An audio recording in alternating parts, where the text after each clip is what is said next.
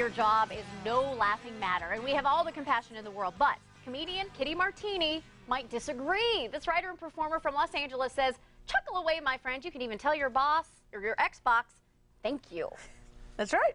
It's an incredible concept. Thank you for firing me. Yeah, thank you for firing me. And this all started because you were fired about a year ago. Tell me about your experience. Well, I had a job as a head copywriter at an advertising agency.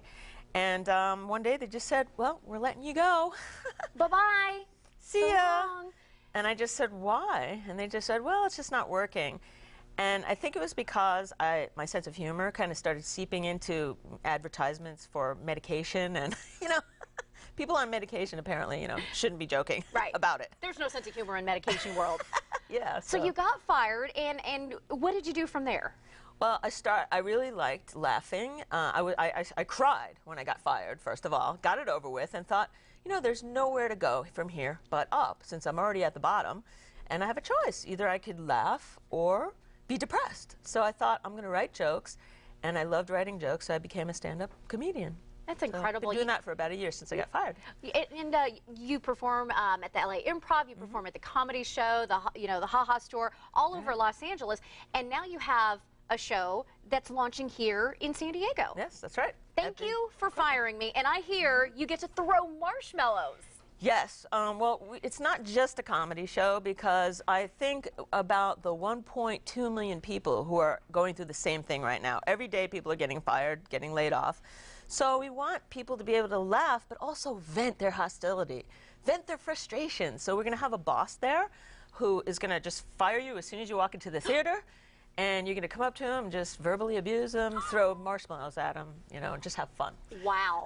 A show unlike any other show. That's right. So because this is definitely an issue that so many people, Kitty, are going through across the nation, you do actually have some tips for people on, how to turn things around just like you did.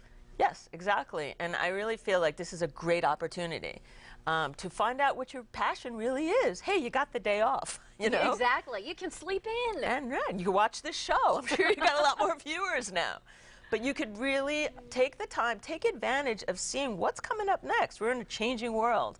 We've got huge industries coming up in the green sector, and lots of new things on the horizon where you can prepare yourself, go to retrain yourself. It's really so overwhelming, of course. It happened to me in 1998, and I, thought, oh gosh, I'll never work in this industry again, or whatnot. But you have some tips. When it first happens, of course it's shocking, of course it's overwhelming. Go through all the, blah blah blah, wah wah wahs. But then what do you do? Right, exactly. You laugh. Make fun of your coworkers. They never liked you anyway. No, I sort of sensed that, Steve. Yes. And don't worry about identity theft, because when your credit is shot, nobody wants to be you. There you go. And be honest with yourself. I mean, by that you mean decide, do you want to stay in this line of work, or maybe go into some other Exactly. career? Maybe you're in the wrong career, and you're going to be miserable all your life if you're just secure and safe and you're not taking enough risks. So even for the person who doesn't want to work at all and they just don't want to do anything all day, you're perfect for a government job. I don't know. I always sense that about myself. Exactly.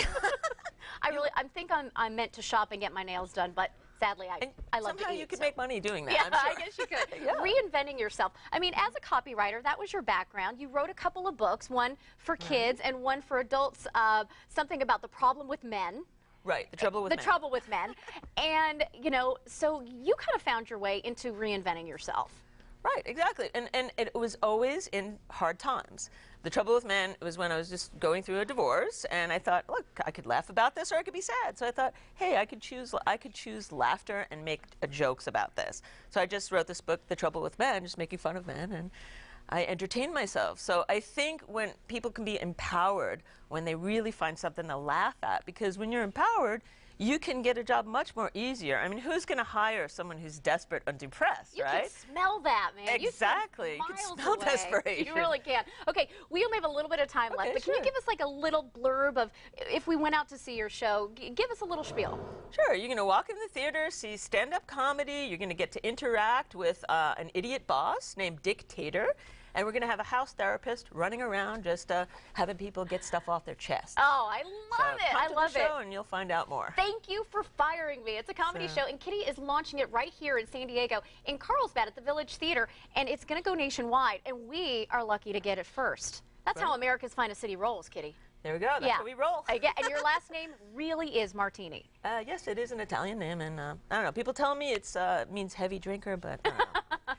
You're definitely ready for a party. All right, Kitty, great. thank you so much for joining us today. And it's so fun. Yeah, a good time and a great show folks can check out.